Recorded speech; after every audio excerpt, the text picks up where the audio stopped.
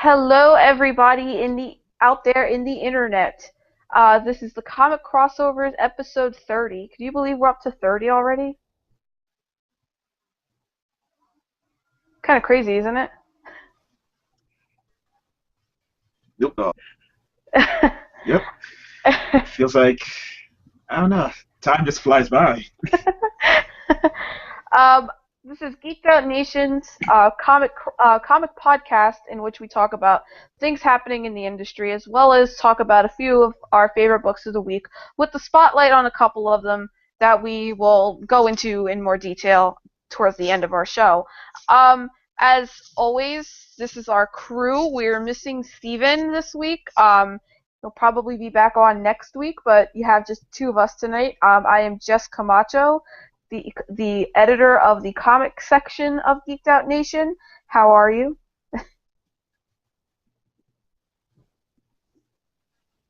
Jadobi? Great. Great. Doing great. All right. You want to introduce yourself real quick? Okay. I kind of just zoned out for a second. I am the co-editor, Jadobi X-Men. No, actually, Cyclops fan, Team Psych. Woot woot. Uh, Pretty much read everything, and I just read anything at this point. So yeah, that's pretty much all I need to know about me. All right. So as what we do every week is we start off talking about the books that we picked up this week, but I want to try something a little bit differently. What were your three best reads this week? What were if you had the money to buy three books for your best friend from the stuff you read this week, what would you be buying? And why? Ooh, I'd have to say Ghosts number 8. Ah, mm, mm, Ghost number 8, Captain Midnight number 15, and Cyclops number 5. Good choices, good choices. What stuck out in particular of all those books? I'd have to say Ghosts is the one that sticks out the most because I always have difficulty deciding who's my favorite female hero, and Ghost tends to be that character that's kind of overlooked. She's strong. She died. She came back. She was so wrapped up in looking for how she died, who she needed to be in the that she forgot to really appreciate everything that was in front of her, the friends she has, the new opportunity she has, to start a new life, to look towards the future. And it's really just a lot of growth within her about taking pride in the powers she's given now, which as the title suggests, she can phase through stuff and whatnot, and just digging into her humanity, because really it's all she has left. She's constantly questioning if that's what makes her weak, especially in this story arc where all these different villains are popping up that were just giving her a run for money, pretty much finding every weakness in her, and at the very end she kind of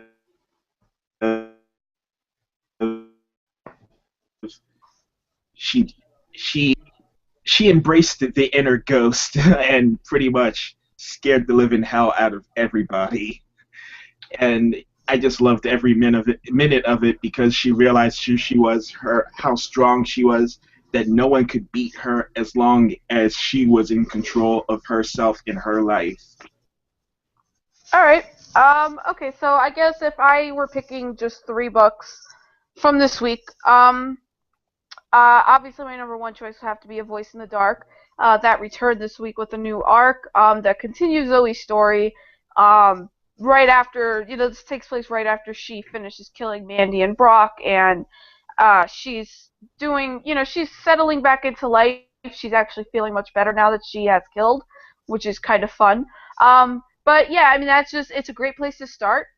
Because there's a nice little catch-up page in the beginning with bullet points that really sum up what happened. I mean, you should still go get the first arc, but if you jumped in here, you'd be perfectly fine and you'd be caught up with what's going on, which is something I think other writers should take note of. It's a nice, arcs, long going stories are great, but at the end of the day, you do have to sell books, so it's probably helpful to do something like that in before every arc.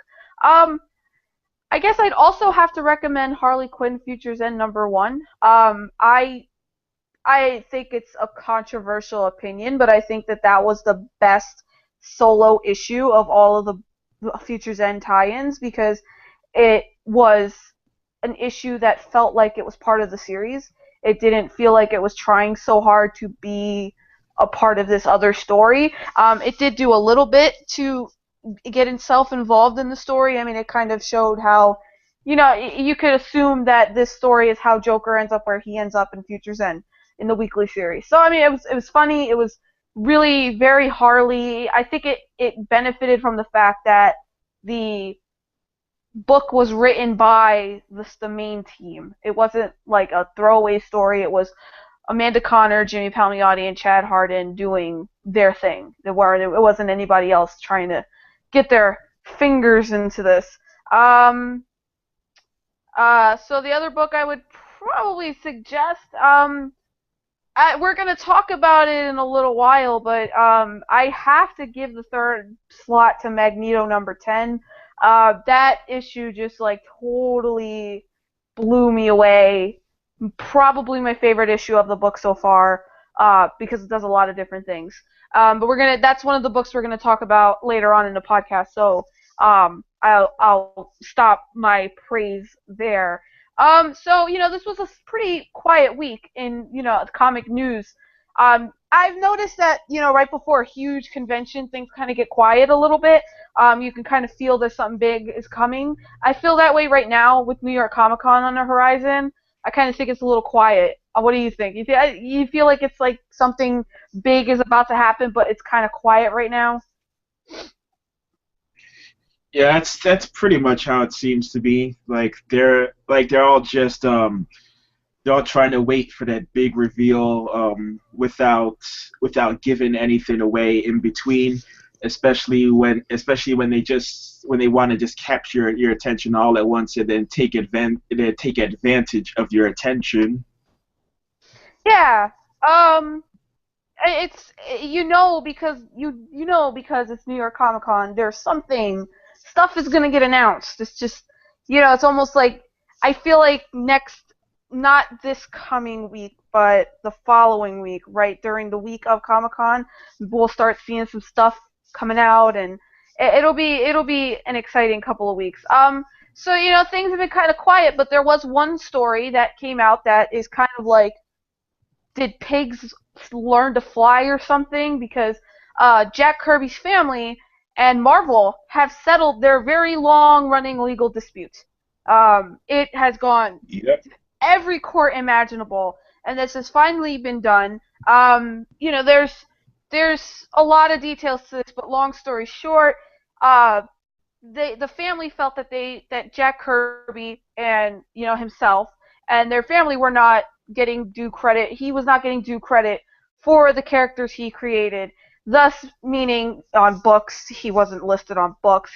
They weren't, that there's no money, all these kinds of things. And this has been in court in so long for so many years, and it's the editors, they Marvel claimed that Jack Kirby's work was for hire, and the editors always retain full editorial control. But there's a loophole in copyrights and all these kinds of things, and so the details of the case have not been revealed. We don't know what the benefit for the family is. We don't know what Marvel's giving up. We don't know what they're not giving up. We don't know. All we know is that it has been settled. And I don't know how you guys feel about this. Apparently, I don't know how out there in the web. I haven't really seen a lot of. I've kind of avoided a lot of the talk because some of it can get kind of nasty. But this case was going to go to the Supreme Court. I don't know how many people know like all the details of how the Supreme Court works, but they only take a very short, small handful of cases per year, and this was selected. Well, people expected it to be picked out of the cases that go up for nomination, and they were supposed to decide what cases they were going to cover on Monday, and then this got dealt with. So you kind of think Marvel gave the family what they wanted. Because could you have imagined how public this would have been? It would have gone to the Supreme Court. Everything would have been public. All of the dirty business between Jack Kirby and Marvel, mostly on Marvel's end, would have been revealed. I guess I guess if the family's happy, then that's all that really matters. I do wish this had been kind of settled when Jack Kirby was alive, but it's done. So I don't know how you feel about this. I mean, I pretty much feel the same. I mean, it's been dragging on for so long that that one side has to give. We don't know which side gave. They both came to terms, but I mean, as long as there's no heavy loss on Marvel's side in terms of control over those iconic heroes, then everything should be fine, really. Unless, I mean, if they're just looking for money, then give it to them. It's at this point, it's like, I mean, with everything going on between comics, the movies, the games, the TV shows, it really shouldn't matter that much if money is of course it goes beyond money, but really that's as much as they can give aside from the credit that Jack Kirby deserves. Yeah, I think I don't know. I'd have to go through Marvel books, but I don't know if he's listed as creating all these characters on books. Um, but there's a part of me that thinks that that is what they're getting.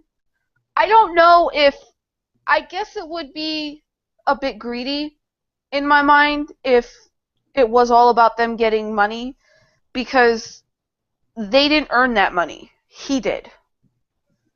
Um, and if he were alive, I would be totally with him saying, "Go get every single dime they owe you." Um, but I almost feel like, well, his family did not earn this money. They did not create these characters. If they're really doing, if they really, at least for me, if I were doing this, it would be all about getting his name on the books, getting his name in the movies, all of that, because that I feel is what would honor his spirit more. Hmm. Um, so I hope that doesn't get taken as a controversial statement, but it's like Bill Finger's granddaughter. She's doing a lot of work to get his name on books. It's never been about money for her. Um, she's on Twitter a bit and Facebook and things like that, and it's always been about just getting him the credit he deserves, not the money. Yeah, I think that's the biggest problem with this case is the fact that there's a lot of things we're not clear on. We're clear on her motivations, which are getting her getting I might losing the words, getting Phil the recognition he deserves. But over here with Kirby's family, we don't know exactly what it is they're looking for. There's a lot of it that we're unclear of that they're looking for out of this case. Yeah, yeah. Yeah. I mean, I at the same, just back to what I was saying. It's at the end of the day, it's really if the family is happy with what they've received, then that's really all that matters. I'm no one important in this situation to Hmm. say what matters and what doesn't. I just know what I would want in the situation. So as long as they're happy, then that's really all that matters. Yep. All right. So Newsarama ran. Well, we ran it as well. But they were able to put an interview along with it. We ran the preview of Death of Wolverine: The Logan Legacy #2, which is an X-23 focused issue.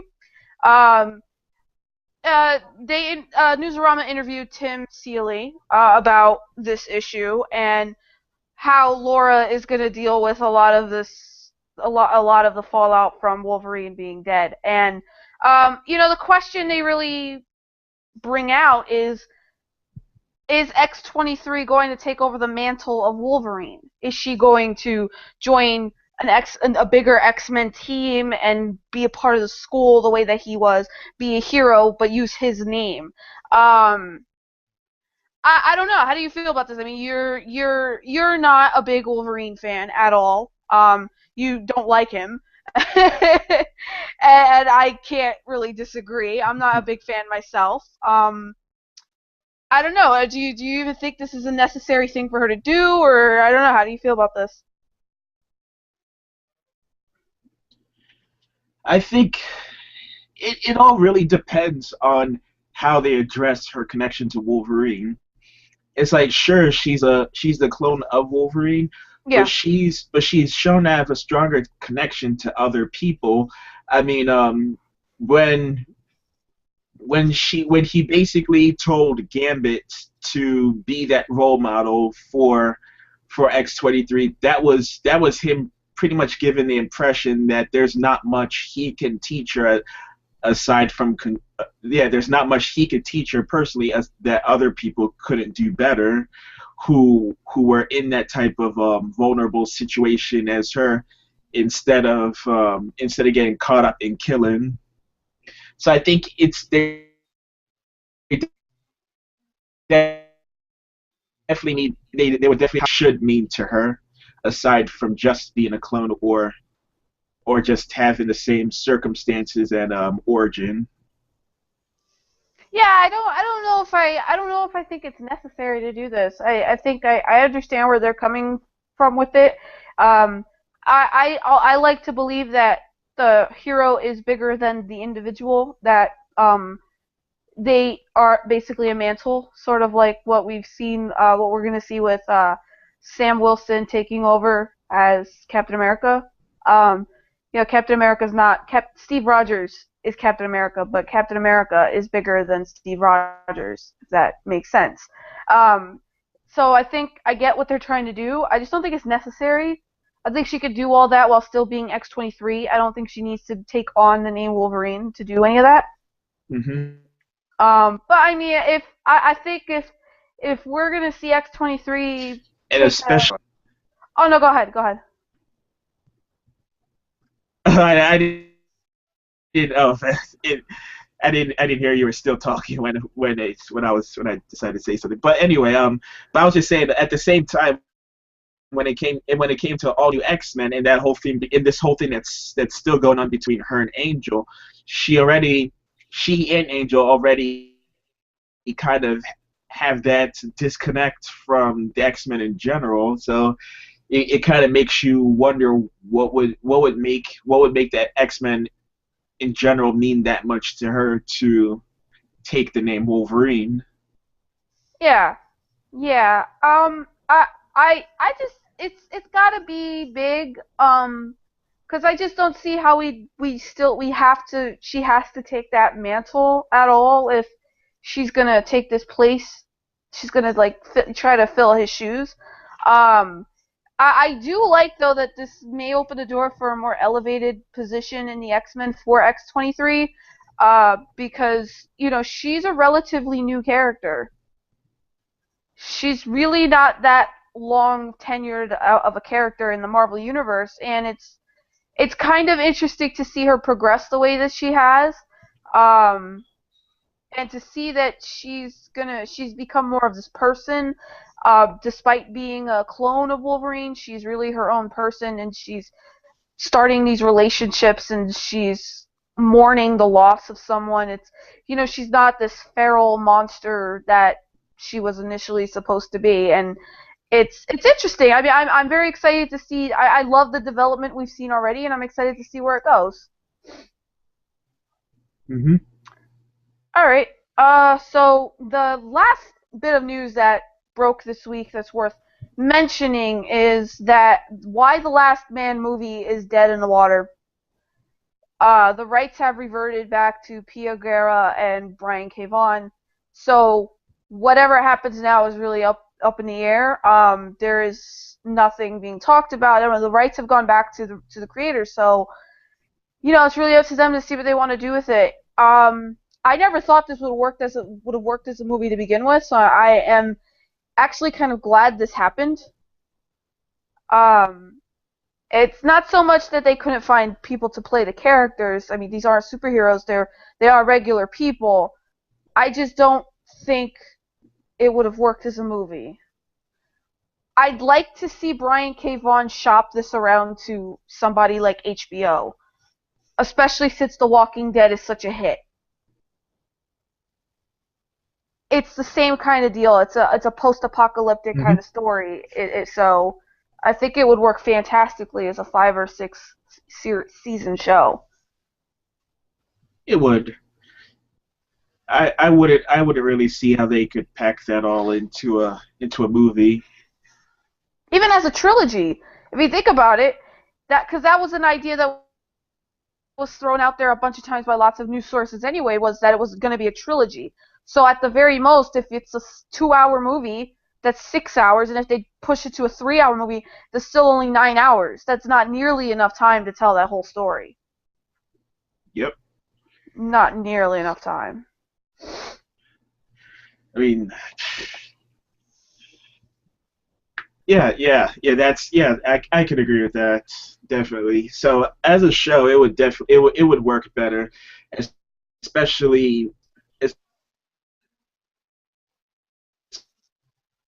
especially when and when you're doing a show, it gives you a lot more time to explore that story. And I know for a fact that if they did as a movie, they would rush over some things.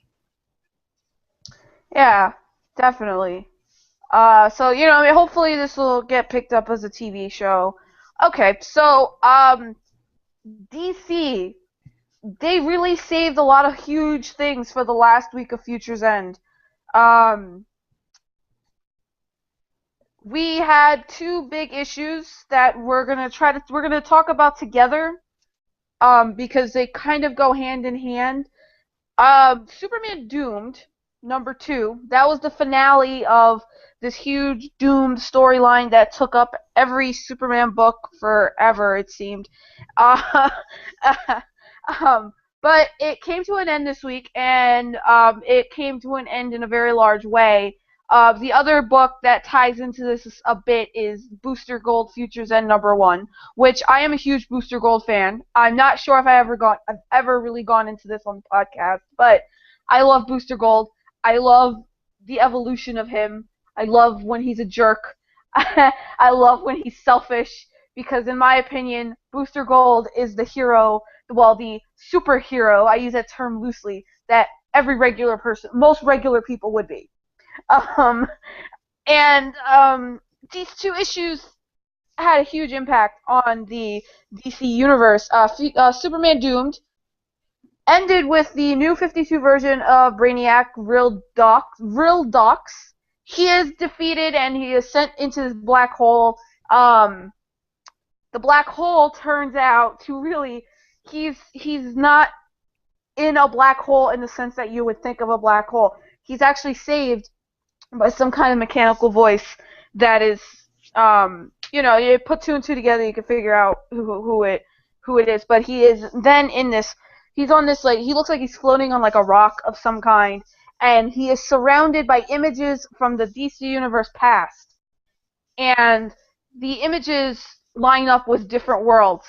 There's some pre-New 52 in there, but there's also some pre-Crisis on Infinite Earth thrown in there. And so this image that we see is a mix of different continuities that have since gone away. Um, and then in Booster Gold, he's being sent through time in different places against his will, and he is also being held by Brother Eye, and the Booster Gold version that's being held by Brother Eye is visited by an older version of Booster Gold. It gets very complicated. He's visited by an older version who is Yep. from he tells him that he's from a universe that you have never known.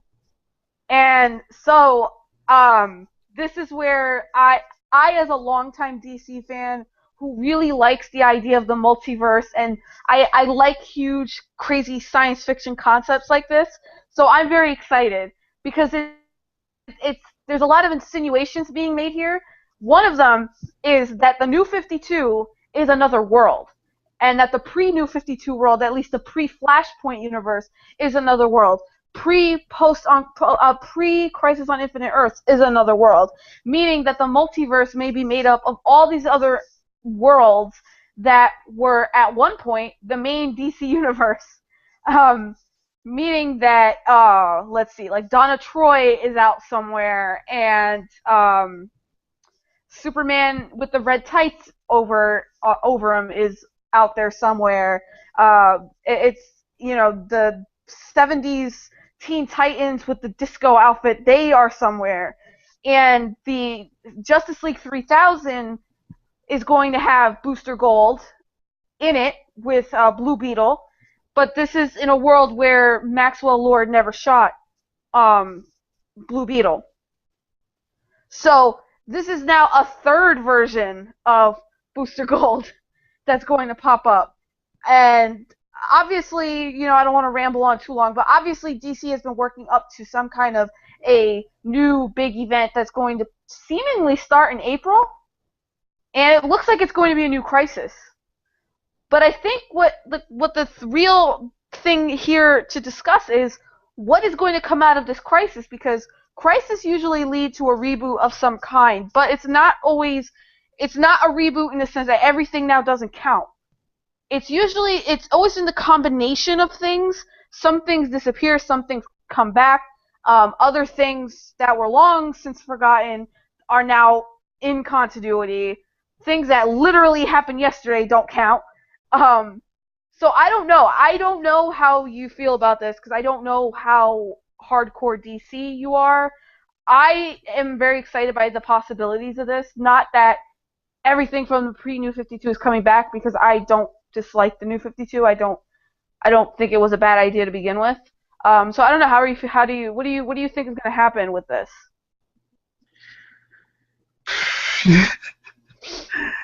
I really, I really wish I knew. I'm inclined. Inclined to agree with, but it also does make sense when you put the pieces together, and I'm just completely flabbergasted by it all. I mean, Um, because it feels like. Go ahead. Oh no, yeah, I mean it's just like it looks like now I don't want to sound like a DC fan, like a biased DC fan, but the fact of the matter is that DC decided to do the New 52, and shortly after that Marvel began doing Marvel Now, all new Marvel Now, because it sold books. Those new number ones always sell books. So it's like it's been 3 years. By the time this happens in April, it'll be almost 4 years. Well, by the time it finishes, hypothetically, it would be about 4 years without any kind of reset or relaunch of any kind. So it's almost like maybe what's going to happen is that this new Crisis, now that DC has taken their time to say, all right, well, we're going to redo everything, so let's do the New 52. I think what we're going to get is a combination of the pre-Flashpoint world and New 52, where certain things that people liked from the New 52 will stay, like the Court of Owls will still exist. Um, that'll still exist, and a few other random things here and there that people really enjoyed. Like maybe the new Wally West will stick. I don't know if people who are reading Flash are really into the new Wally West. I don't know, but maybe he'll stick. but then things from the past will come back, like Harley's old outfit, or um, just things like that. Like maybe all of John Constantine's history will count again. Um, and Swamp Thing hinted at this as well, because Swamp Thing brought back the White Lantern ring for him. That was brought up again. Him being this hero. So I just think we're gonna get back to a place where it's. I think we're gonna go to a place where everything's combined, and that'll be brand new number ones. I think that's a smart idea. I mean, you're pleasing. It's something that should satisfy everybody because it doesn't matter pre New 52 or New 52. Not everything works. Not everything's accepted. But in the end, if you can still give both sides something they can appreciate, then they're on the right track. Wait, well, you do know this is. I mean, you know what? I mean, let's be brutally honest here. You know that this is not going to please anybody that was a pre-New 52 fan, because they have the get off my lawn mentality. It's not about sales for them. It's not about bringing in a new younger generation of readers, which we've seen come up with a lot of the Marvel books and the hype around Batgirl and Gotham Academy. Um, it's it's not going to help. It's not going to make them happy, because unless the only way they'll be happy is if the entire New 52 is erased and DC comes out and says, "Well, we made a huge mistake. We don't like it anymore." It doesn't matter. I mean, because there's this still group of fans who are extremely resistant to change, and despite how great certain New 52 books have been, refuse to acknowledge that because they're stuck in the past.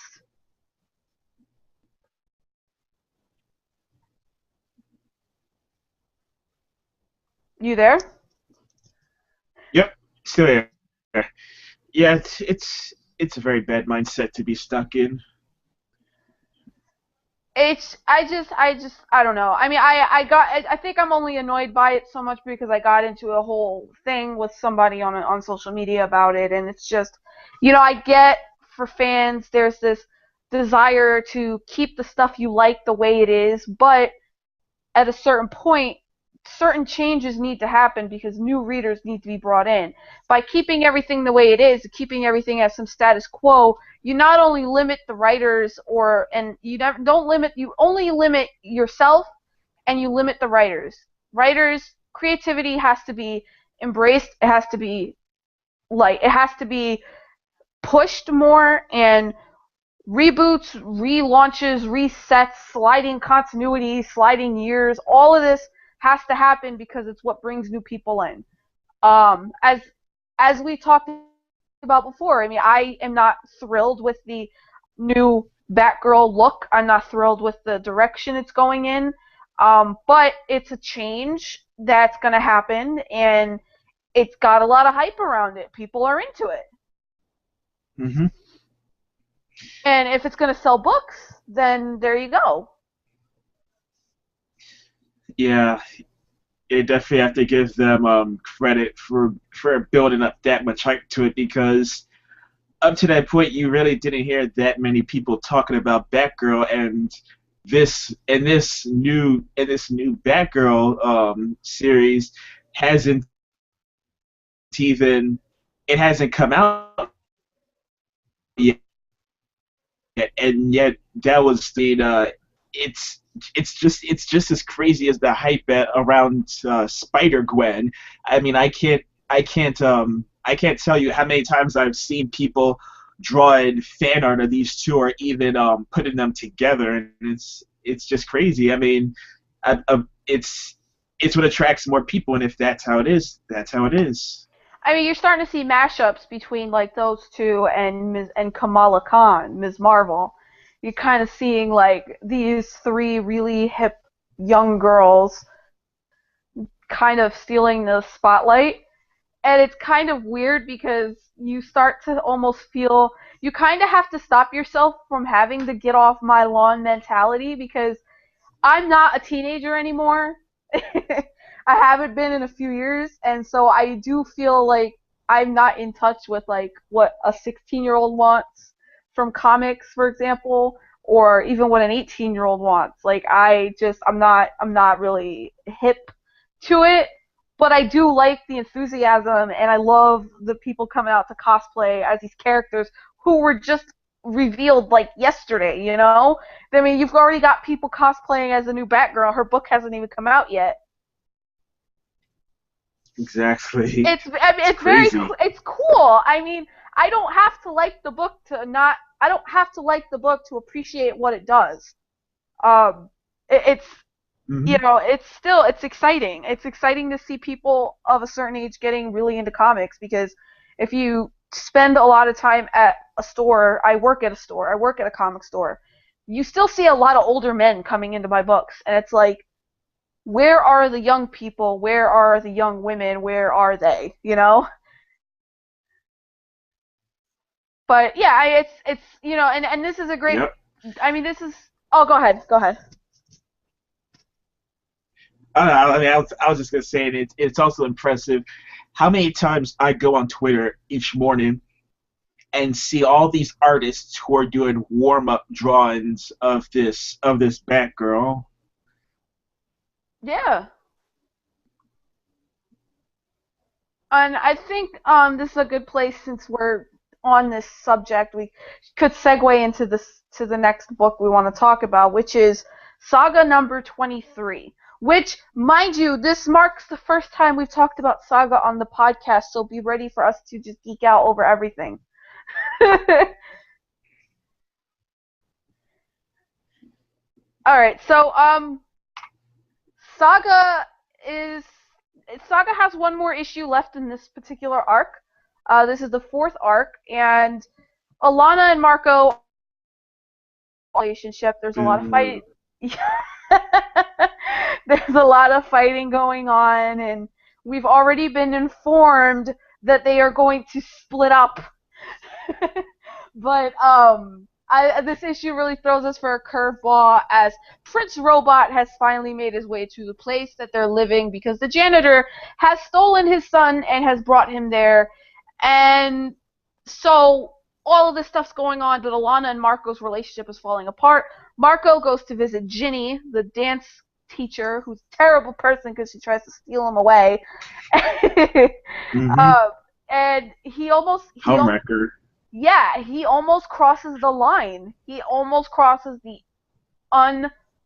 unbreakable line in a relationship and almost does something with this woman, but stops himself because Hazel is being a baby, because she is a baby, literally, and wants her toy, and he sees it at the house, and so he sees this as kind of like a sign that he needs to go back to his family, no matter how bad that whole thing ended. Um, the big thing to take away here is that all of us on the internet, all of us Saga fans and diehards, were ready to mourn the end of this relationship. And what we get is the janitor going onto the ship and threatening to kill Hazel and Alana and Isabel, and he's ready to kill everybody. And Alana sets the ship off. She ignites the engines and takes off, but she leaves Marco behind because in the moment she needed to distract this guy, and get moving the ship was the way to do it. So Marco and Alana are split up, but not in the sense that you thought. Which Nope. I thought that was a cool little curveball. Because it kind of makes you hopeful now that yeah, they might not be breaking up. This is gonna probably be a very long part of the series now, and when I mean long, I mean maybe 2, 3, 4 arcs where they are not together. But I also think because of the ending, Prince Robot and Marco finally meet. I don't know if Marco makes it out of this arc. And I think that hurts worse. Yeah, it really does. Because he's going to die thinking she abandoned him. Yeah, yeah. I mean, this series is like constantly good, but I think what is really pushing me now into like this place where it's becoming one of my favorite series ever is that it is such a personal drama. There's so much personal stuff going on, and watching the Alana and Marco fight the way that they did, like it really hit home, and it's hard to read that. Hmm. And what I like is that is how even with all the drama, it still keeps one foot on reality. I keep forgetting the Spectre's name. What's her name again? Isabel. Isabel. Yes, Isabel. I really liked her part because there's all this drama going on between these two, and she's trying to be that voice of reason, and then why am I having trouble remembering names? Who? Wait. Marco's The mom. the mom, mother. No, no, no. The wife. Uh, Wings. Gosh Alana. darn it. Alana. Yes. Alana is over here losing her mind, and then she's over here saying, "Well, I'm was over here saying talking about the wars and all this stuff," and she's like, "Okay, well, guess what?" And the ghost is over here saying, "Okay, well, I died." I'm dead. What are you complaining about? You're still alive. You have a daughter. You have a husband. What are you doing? Go back and get him. And like I was actually surprised just to even and then it was very surprising the way she talked about her past and her girlfriend, which definitely which would catch you off guard. Yeah. And it's just sad because no one really has that happy ending that you expect. They're all there dealing with the same problems, just different situations. Yeah, the series has really turned into something that's about the relationships between these people, and the war itself going on, it doesn't even matter. Which I think is a really interesting way to tell a story like this, because you never, stories either tell the story of the war or with some people involved, or they don't tell a personal story at all. And Saga is really one of those stories that it's just all about the people and the relationships that they have. And I think this is I love Brian K. Vaughan. He is my favorite comic writer of all time, and I love the way that he's really focusing on what happens between all these people, um, and how for a lot of this arc, it wasn't even about them running away from Prince Robot. It was about their marriage Hmm. and how it was falling apart.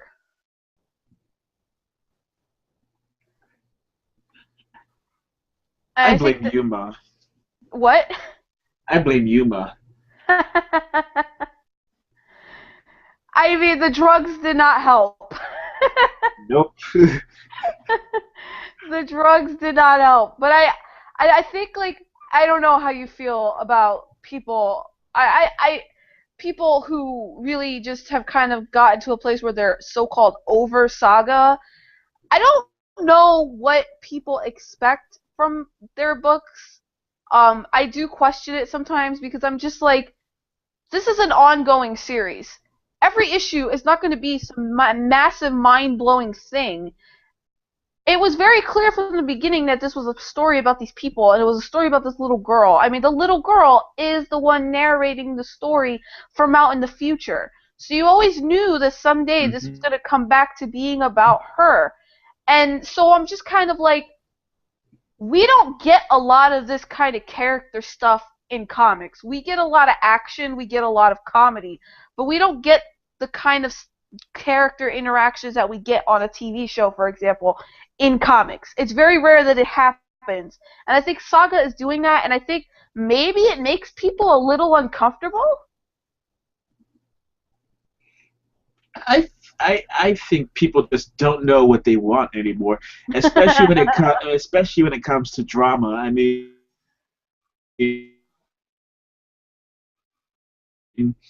mean, this is something that's going to go on for a while. Not everything's going to be happy. Not everything's going to be sad. Not everything's going to be a big gunfight. People just need to slow the roll, take a step back, and let the writer and the artist tell the story. It's just as simple as that. Yeah, I don't know. Such a strange it's such a strange critique when people are like, I don't feel the urgency to read it anymore. I don't even know what that means because I'm like, the urgency to read it comes from you enjoying it. So if you've been enjoying it Hmm. so far, because it's more quiet, you're not enjoying it anymore. I never thought this was a big action adventure to begin with. I think it had elements of that, but it started to settle in, and I think I think this might be my favorite arc of the entire series so far.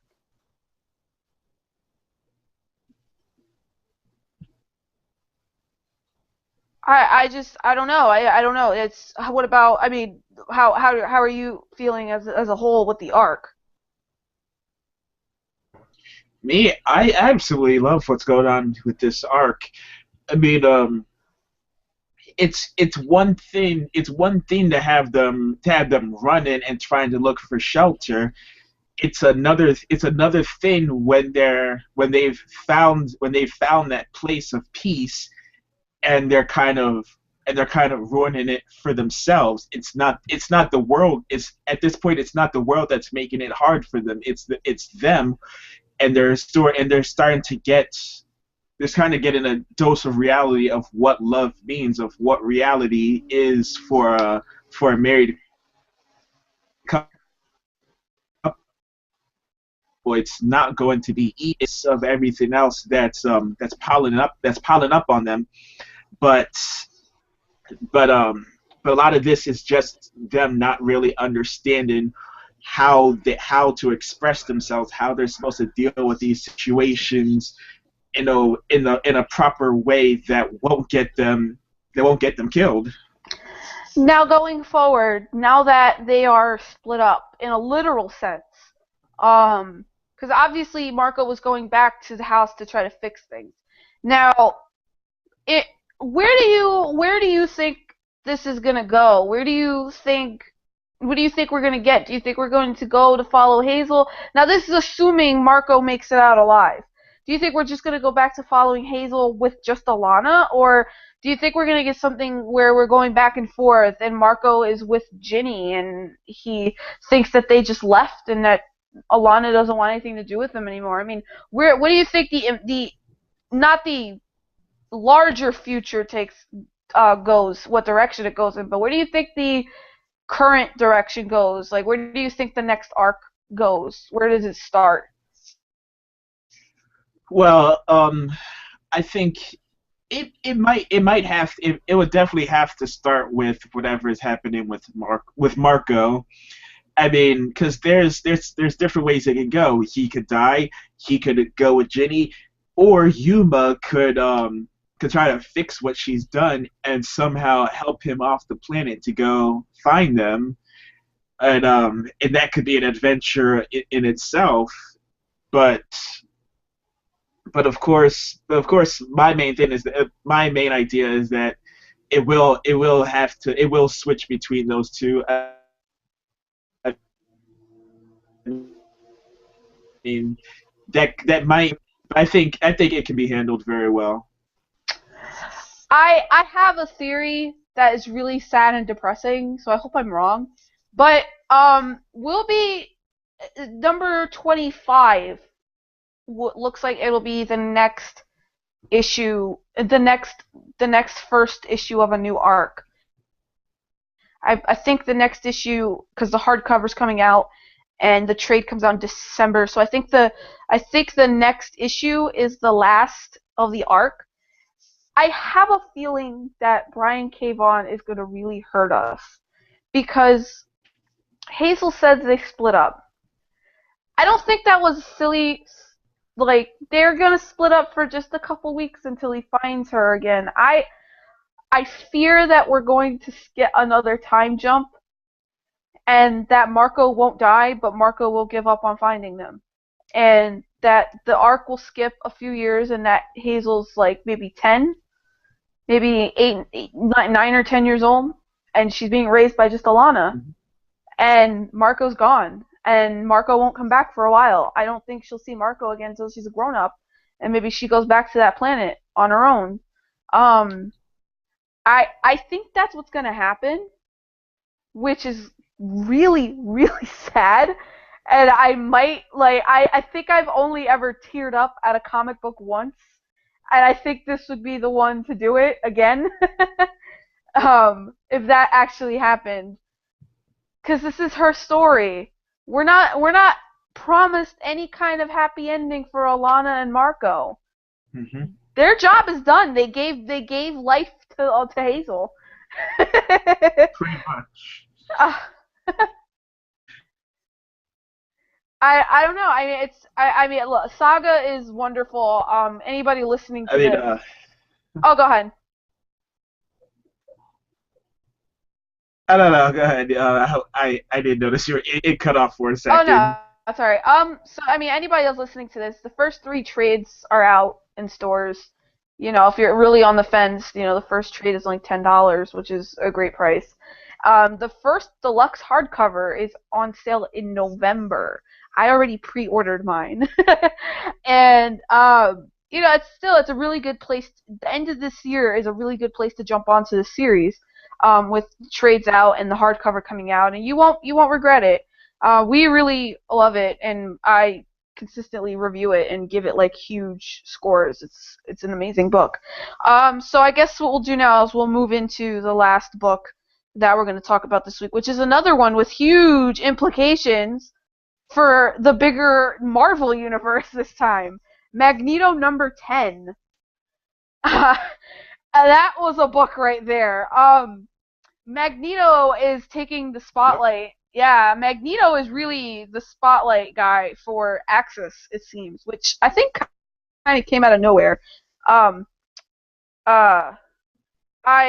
really liked this issue. I liked how Red Skull has Magneto. He's chained up. He can't get out, and he's playing mind games with his mind. And the whole issue is basically a look back at Magneto's history, but through his own psyche. So we see kind of like how he feels through all of it. We see him on Attilan with, well, I think that was Attilan with Crystal, the baby, Quicksilver, and Wanda and Vision.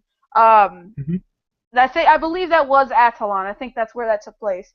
You know, we see him doing that. We see him back in a concentration camp. We see him we see him with his former wife Magda. We see him at all these different places.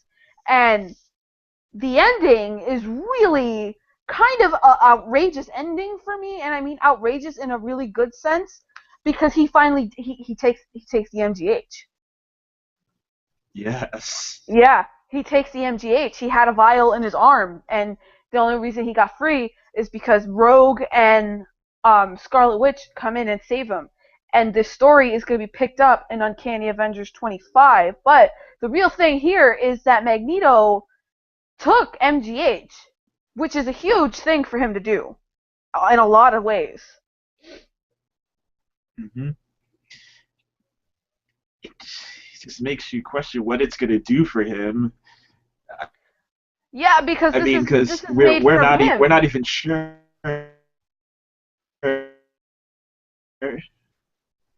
what just exactly what kind of effect it'll have on him. Will this be a short burst of power? Will this restore him? Was he trying to hold out? Was he just trying to hold out for that just to get Red Skull one-on-one, but now just pulling it out as a last resort? I mean, you you have to agree with his use of it at this point because Red Skull really dug into his brain. I mean, pushed Magneto so far to hide in his most vulnerable memories, and it just shows the type of person Red Skull is because only Red Skull would try to torture someone on that kind of like Magneto to almost break. That's an accomplishment. Yeah, it's I like that that Cullen Bunn has really played up the whole he's um he is from he Magneto was in a concentration camp. This is not something you get over ever in your life. And Red Skull is like the villain that personifies all of that. I think like we always think of Red Skull as a Captain America villain, but he's had a lot of run-ins with Magneto, and I almost think he's more of a bad guy for Magneto at this point than Captain America because he really represents an old school mentality. Like I mean, Captain America came out in like the 40s, so that was the time period. Captain America hated the Nazi guy. Captain America has kind of evolved as a character the way that America has evolved, but Magneto was there. Magneto was there. So somebody like Red Skull, no matter what year it is always going to bother him. Hmm.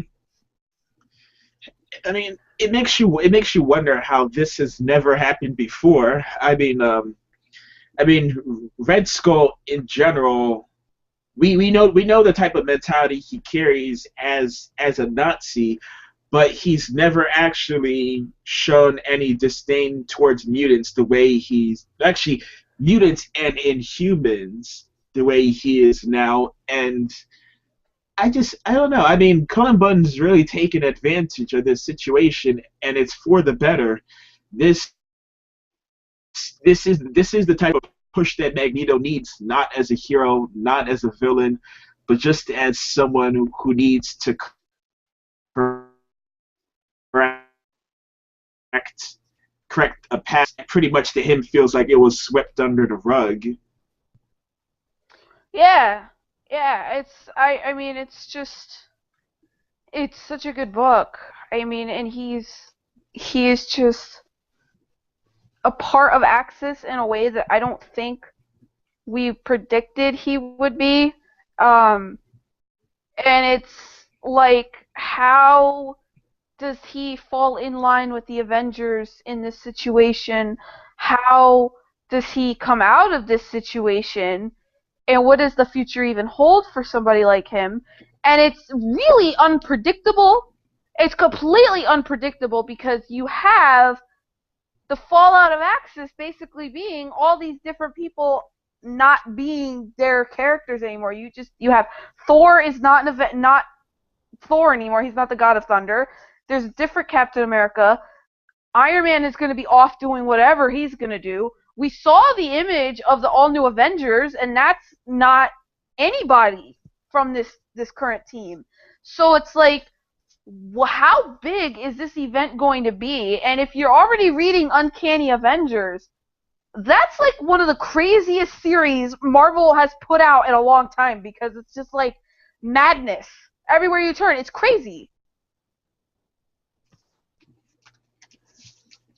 And it's not like it's not like you can say they're doing this for the sake of it. It feels this really does feel natural, especially coming out of Original Sin as well, because Nick Fury, the way he spoke of certain heroes, he kind of showed he was talking about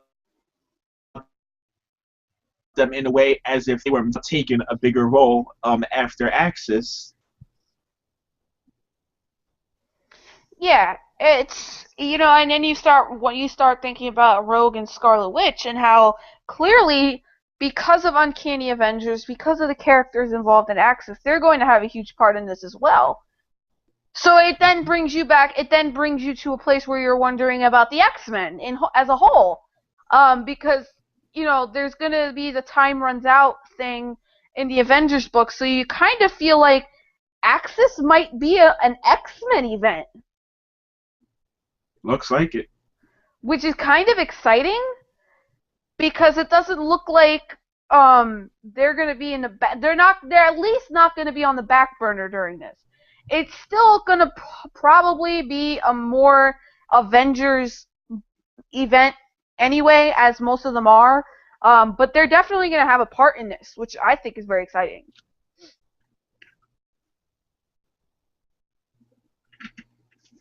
I've I've been contemplating this for a while, but it would be downright hilarious if Rogue was the one to end the whole fight just by absorbing everything from Red Skull, or maybe just absorbing everything, all of Professor X. I don't know why. I've just been thinking of that for the longest time, ever since her powers got broken, and it's a Yeah, possibility. yeah, it's gonna be big. It's gonna be big. Uh, I think that's kind of where we're gonna stop for this episode. Unless you have some last minute things you'd like to add in.